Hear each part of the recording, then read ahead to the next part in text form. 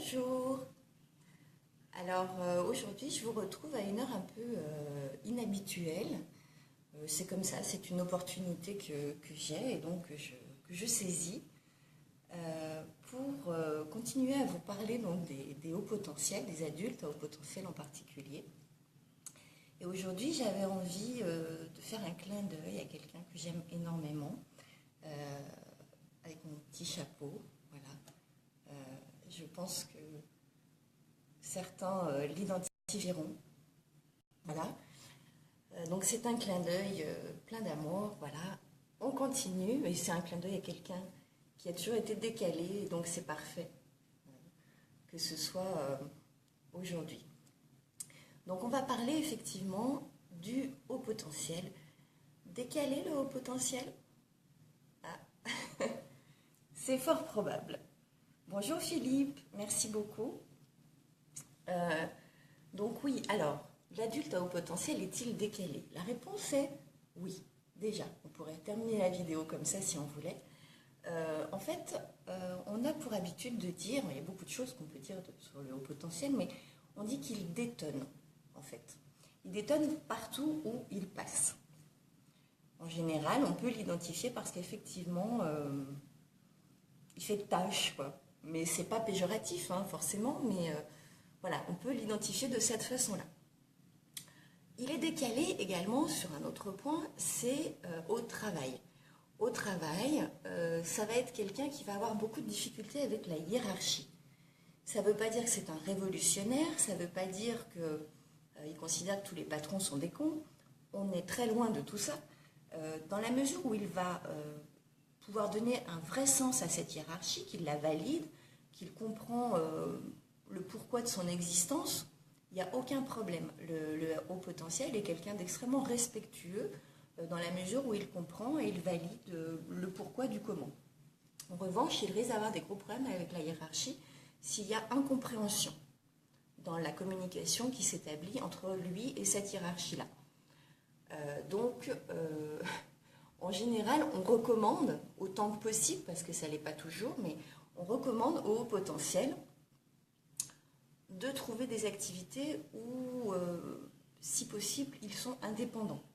Parce qu'ils s'épanouiront beaucoup mieux en étant indépendants qu'avec quelqu'un au-dessus d'eux de toutes les façons. Ça, on en est certain. C'est pas que c'est impossible, mais c'est de toute façon beaucoup plus confortable et beaucoup plus agréable pour eux que de n'avoir personne au-dessus d'eux, en fait. Donc ça, c'est un deuxième point. Bonjour Mylène, bonjour Christelle, mais qu'est-ce que ça me fait plaisir pas de vous voir, parce que malheureusement je ne vous vois pas, mais de savoir que vous êtes là. Merci beaucoup, merci beaucoup. Ensuite, alors évidemment, donc on dit que le haut potentiel est décalé pour d'autres choses. On le dit par rapport à leur pensée, ça on le répète sans cesse, leur pensée qui est complexe. Et donc, ce qui va finir par créer, non pas des tensions, mais certaines personnes de leur entourage peuvent leur dire que c'est pas possible, ils s'arrachent la tête comme ça, à complexifier les choses, alors que c'est pas ça du tout, hein, en réalité. Ce sont des gens qui, justement, par cette quête de sens, comment je pourrais dire ça, le fait de vouloir toujours, justement, comprendre, fait qu'effectivement, ça mouline, quoi. Donc on a tendance à dire d'eux qui se prennent la tête, en fait. Et puis parfois, on découvre que ces gens qui se prennent la tête vont être à l'origine aussi de création, d'innovation, de simplification dans la vie, que ce soit au travail ou à la maison, parce que justement, ils seront bien pris la tête sur quelque chose pour obtenir un résultat, pour obtenir quelque chose qui fait que ça simplifie le quotidien, que ça simplifie des tâches au travail, etc. Donc effectivement, il ne faut pas mentir, on peut dire que sur le moment, peut-être ils se sont pris la tête sur quelque chose, mais ça sera dans un but bien précis. C'est pas juste pour le plaisir de se manger la cervelle. Ça, c'est important quand même de le dire, de le préciser. Qu'est-ce qu'on peut dire encore? Évidemment, par rapport au décalage, leur humour. Alors là, leur humour, effectivement, il est évident que ce sont des personnes qui ont le sens de l'humour, mais parfois, c'est pas toujours compris par tout le monde, parce que c'est un humour très particulier.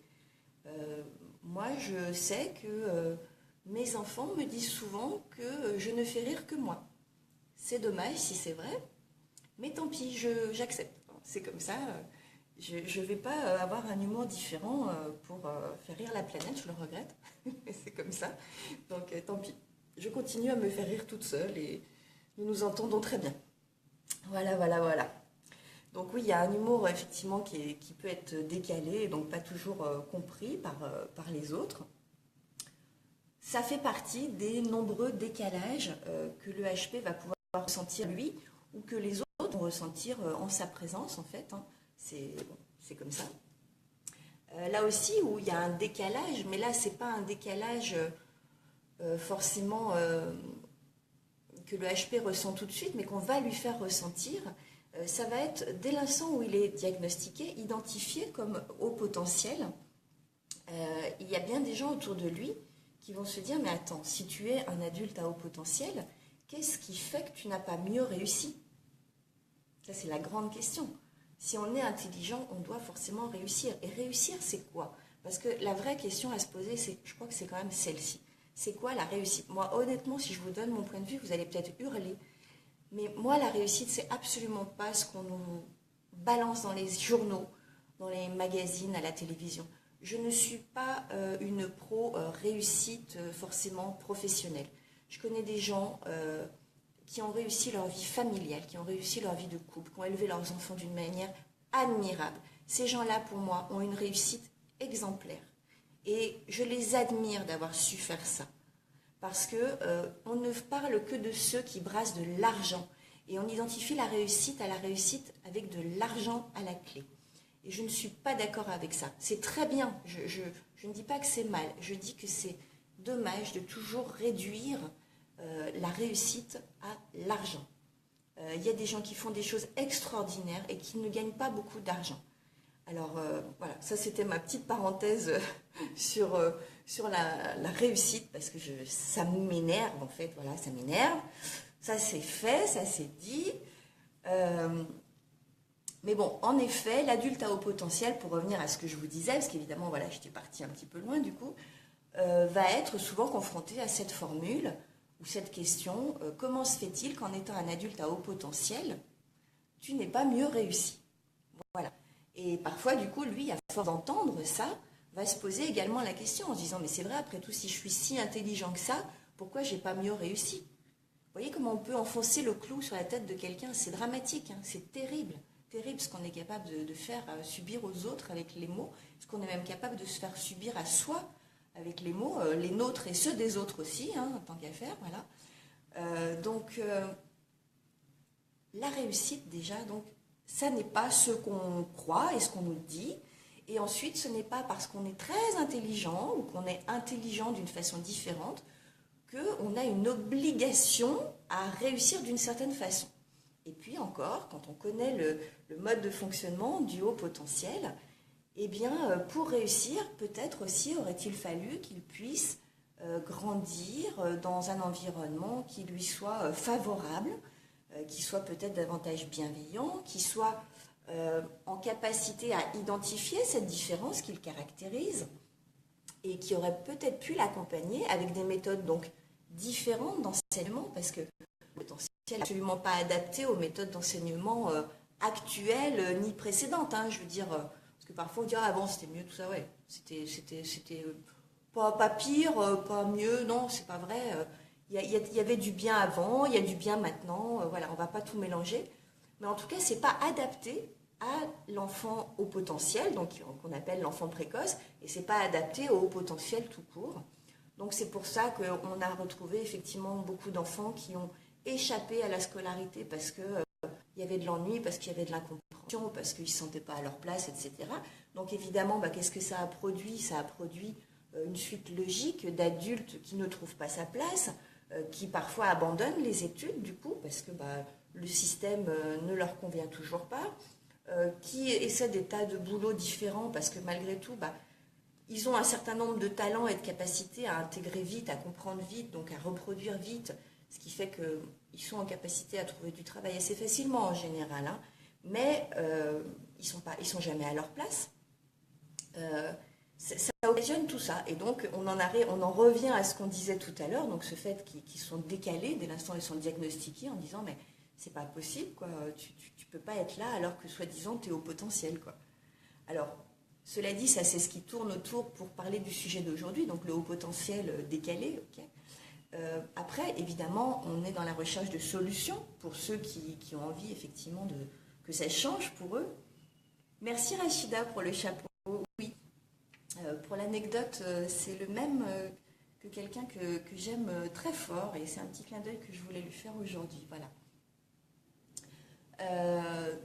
Oui, après il y a des solutions, effectivement, il y a de la recherche de solutions pour ceux qui le souhaitent, pour ceux qui le désirent. Donc quand on se révèle au potentiel et qu'on est à l'âge adulte et qu'on se demande bien ce qu'on va pouvoir en faire, il y a une recherche de solutions. Ça ne veut pas dire que d'un seul coup vous ne serez plus décalé. Que les choses soient claires, vous le serez toute votre vie. Mais décalé, ça ne veut pas dire isolé. Ça ne veut pas dire rejeter. Décalé, c'est la description que l'autre en fait le plus souvent, ou que vous en faites vous-même à force de vous sentir différent. Mais vous êtes différent, c'est tout. Et différent, on peut vivre avec des gens différents. On vit avec des myopes, on vit avec des blonds, je sais pas, on vit avec des jeunes, des moins jeunes, des plus vieux. On vit avec des gens qui sont passionnés par la gastronomie, on vit avec des gens qui sont passionnés par le sport, le vélo, je ne sais quoi. On arrive à s'entendre, à s'aimer, à partager, et si on n'y arrive pas, et ben tant pis, on change d'environnement. Voilà, c'est très important de ne jamais, jamais oublier qu'il y a toujours des solutions. Le seul moment où il n'y a plus de solution, c'est quand on est mort. Sinon, il y en a toujours. Et oui, vous serez toujours décalé parce que c'est votre fonctionnement, vous avez été créé comme ça. Mais non, ce n'est pas une tare, même si pendant longtemps vous avez pu le penser, le croire, parce qu'on vous l'a fait ressentir ou parce que vous-même vous l'avez ressenti en décalage avec les autres. Il y a quand même des HP qui réussissent. Oui, tout à fait, Christelle. oui, tout à fait. Et Dieu merci d'ailleurs, ça rééquilibre un peu les choses aussi. Bien entendu, il y a des HP qui réussissent. Alors, on a tendance à dire que c'est plutôt des HPI, donc les hauts potentiels intellectuels plutôt que les hauts potentiels émotionnels. Cela dit, il y a aussi dans la catégorie haut potentiel émotionnel des personnes qui réussissent, heureusement. Alors, ça peut venir aussi tout simplement qu'ils ont eu la chance soit de se prendre en main très rapidement, de s'identifier rapidement, soit d'avoir un environnement qui est extrêmement bienveillant aussi, dans lequel ils se sentent bien. C'est un petit peu, si tu veux, pour te faire un comparatif, même s'il n'est pas tout à fait juste, mais pour comprendre, un petit peu comme les gens, par exemple, qui vont avoir des phobies, des attaques de panique, tant qu'ils sont sur une route où ils sont en capacité à éviter finalement tout ce qui peut les angoisser, les perturber, les empêcher d'aller, finalement, ça peut se passer très très bien et passer inaperçu en fait. Et donc ne pas les empêcher d'avancer. Et notamment chez les HP qui réussissent, effectivement, souvent c'est ce qui s'est passé. C'est que la route a été un peu plus dégagée, un peu plus simplifiée. Est-ce que c'est la chance? Est-ce que c'est l'environnement? Je ne sais pas. Mais Dieu merci, oui, il y a des HP qui réussissent. D'ailleurs, on a grand besoin d'eux pour soutenir et accompagner ceux qui cherchent aujourd'hui soit à aller en reconversion professionnelle, soit ceux qui cherchent simplement à sortir de leur isolement, qui ont besoin d'échanger aussi. C'est rassurant de savoir qu'il y a aussi des HP qui réussissent.